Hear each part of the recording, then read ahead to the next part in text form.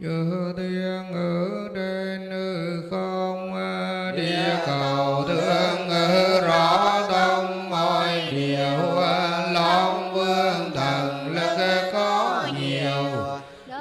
Xin hoan hỷ phương điều chúng tôi, hộ trì Phật giáo tăng bồi, các bậc thầy tổ an vui lâu dài, khuyên thuộc tránh khỏi nạn tai, chúng sanh được hưởng phước dài đến lâu.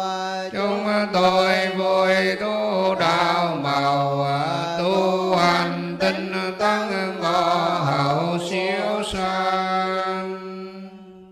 Đi đàn nô nhá, đi đàn ôn tô du ghi ta ôn tô nhá ta vô.